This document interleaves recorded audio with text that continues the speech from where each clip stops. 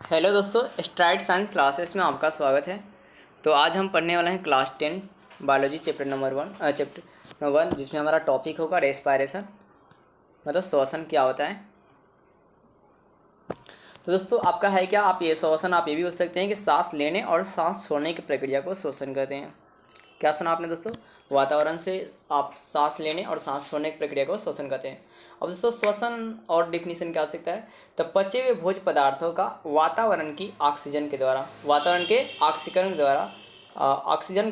ऑक्सीकरण करना, मतलब विखंडन करना और ऊर्जा प्राप्त करना ही श्वसन कहलाता है। मतलब पचे हुए भोज्य पदार्थों का वातावरण की ऑक्सीजन के द्वारा, तो पचे हुए भोज्य पदार्थों का वातावरण की ऑक्सीजन के द्वारा ऑक्सीकरण करना, मतलब विखंडन करना और ऊर्जा प्राप्त करना क्या कहलाता है दोस्तों? श्वसन कहलाता है।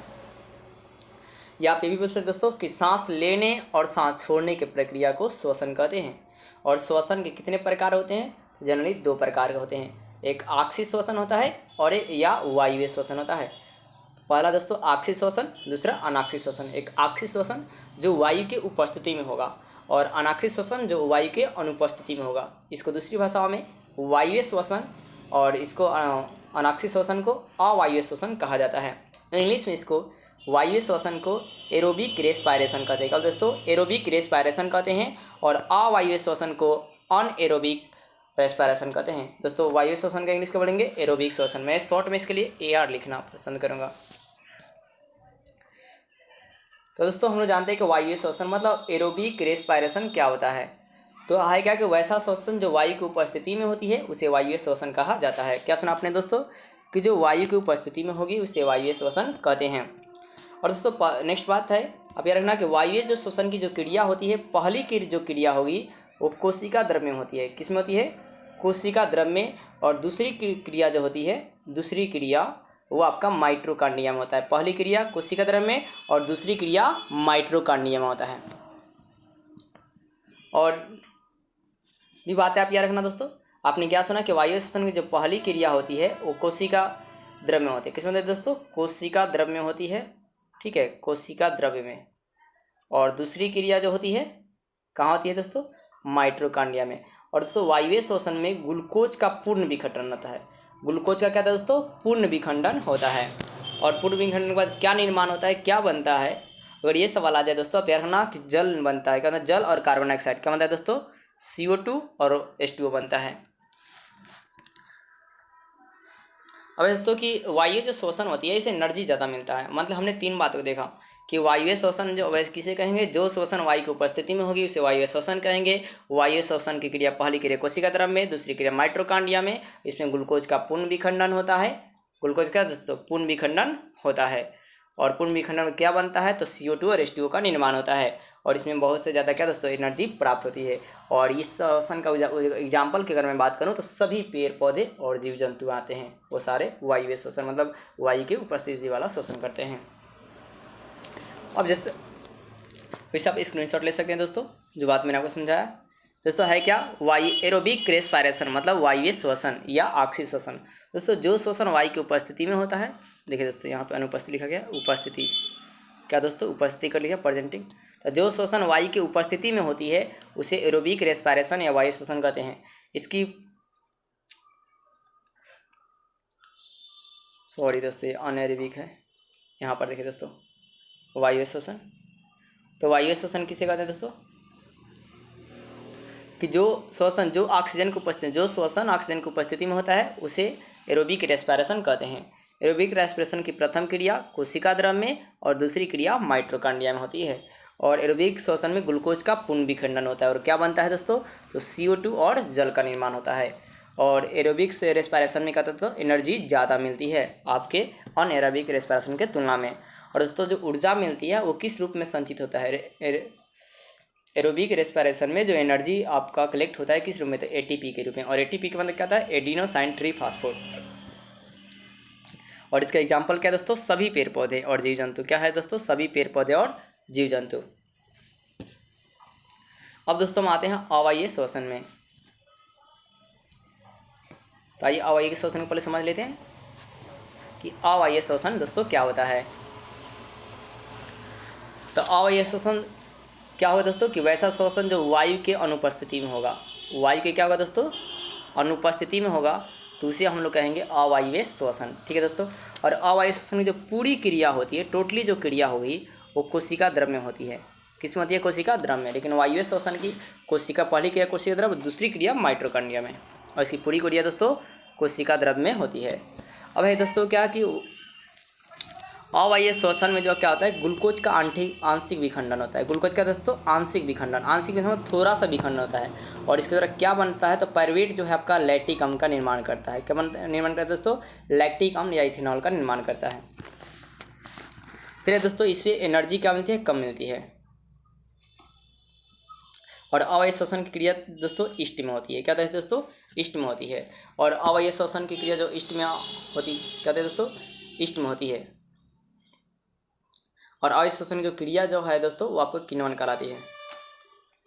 चलिए दोस्तों अब समझते हैं कि जो श्वसन वायु की अनुपस्थिति में होता है उसे अनएरोबिक रेस्पिरेशन कहते हैं, मतलब अवायवीय श्वसन कहते हैं। और इसकी पूरी क्रिया कोशिका द्रव में होती है। कहाँ होती है दोस्तों? कोशिका द्रव में। इसमें ग्लूकोज का आंशिक विखंडन होता है या आंशिक ऑक्सीकरण होता है। तो विखंडन जगह आपको ऑक्सीकरण मिल सकता है। और पायरुवेट, अब है क्या, पायरुवेट जो है आपका इथेनॉल और CO2 का निर्माण करता है। इसमें कि आंशिक विखंडन के द्वारा क्या होता है, तो पायरुवेट जो होता है वो इथेनॉल और CO2 का निर्माण करता है। और दोस्तों इथेनॉल का फॉर्मूला क्या होता है दोस्तों? C2H5 bond OH।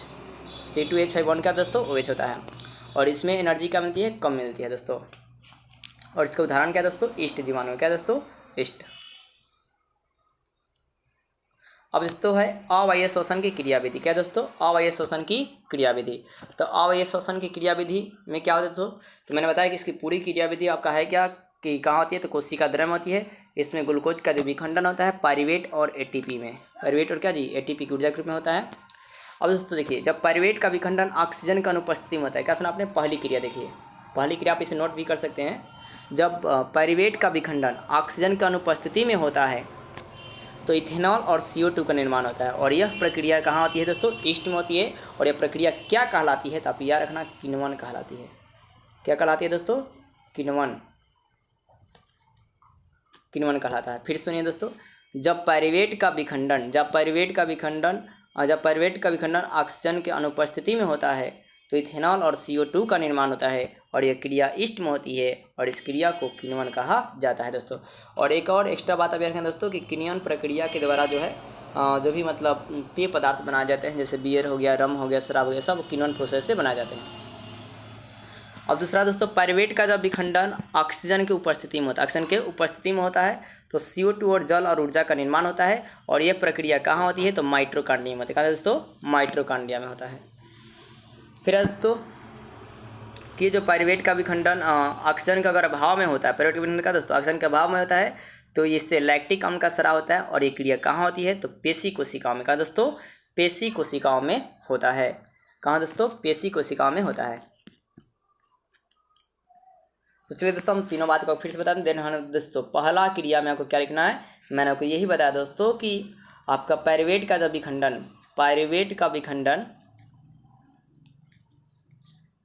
का विखंडन अगर O2 की उपस्थिति में होती है तो इथेनॉल और CO2 बनता है। पायरुवेट का विखंडन O2 की उपस्थिति में होती है, प्रेजेंटेशन में होती है, तो क्या मिलता है हमें? इथेनॉल और CO2। क्या मिलता है दोस्तों? इथेनॉल और CO2 का निर्माण होता है। इथेनॉल और CO2 का निर्माण होता है। और ये क्रिया किस में होती है दोस्तों? तो ईस्ट में। ये क्रिया किस में होती है? ईस्ट में। फिर से आप सुनिए दोस्तों, पायरुवेट का विखंडन ऑक्सीजन की उपस्थिति में होता है तो इथेनॉल और CO2 का निर्माण होता है। और ये क्रिया किस में होती है दोस्तों? ईस्ट में। और यह प्रक्रिया क्या कहलाती है दोस्तों? तो किण्वन कहलाती है। क्या कहलाती है? किण्वन कहलाती है दोस्तों। फिर दूसरी क्रिया क्या है कि जब पायरुवेट का विखंडन दोस्तों, जब पायरुवेट का विखंडन ऑक्सीजन के अनुपस्थिति में होता है, ऑक्सीजन का अनुपस्थिति में होता है तो CO2 प्लस जल का निर्माण होता है। CO2 प्लस क्या होता है दोस्तों? जल का निर्माण होता है। इसके अलावा ऊर्जा भी प्राप्त होती है। और ये क्रिया कहाँ होती है दोस्तों? तो माइटोकॉन्ड्रिया में होती है। कहाँ दोस्तों? माइटोकॉन्ड्रिया में होता है। कहाँ दोस्तों? माइटोकॉन्ड्रिया में होता है।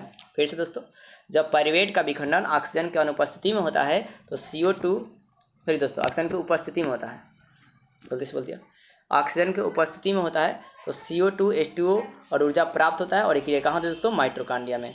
और इसके पहला दोस्तों पायरुवेट का विघटन ऑक्सीजन का अनुपस्थिति में होता है, तो इसमें इथेनॉल और CO2 प्राप्त होता है। इथेनॉल और क्या प्राप्त होते हैं दोस्तों? CO2 प्राप्त होते हैं। और ये क्रिया कहाँ होती है? ईस्ट में होती है। कहाँ दोस्तों? ईस्ट में। क्रिया क्या कहलाती है? किण्वन कहलाती है।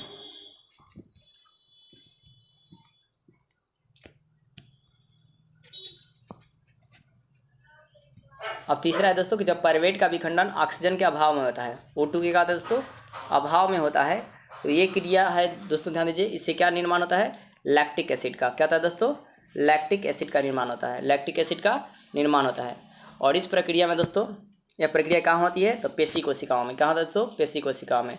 तो आपने जैसे आप देखे होंगे कि जो विद्यार्थी या जो लड़के दौड़ने वाले होते हैं, वो जब ज़्यादा दौड़ते हैं या ज़्यादा वॉकिंग कर लेते हैं, तो उनके पैरों में लैक्टिक एसिड का, ऑक्सीजन का अभाव होने के कारण पैरों में लैक्टिक एसिड का स्राव हो जाता है और उससे उनका पैर क्या था दोस्तों?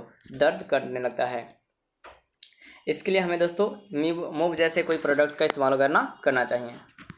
तो दोस्तों आपको वीडियो कैसी लगी कमेंट करके ज़रूर बताएं। आज के लिए दोस्तों इतना है। जय हिंद, जय भारत।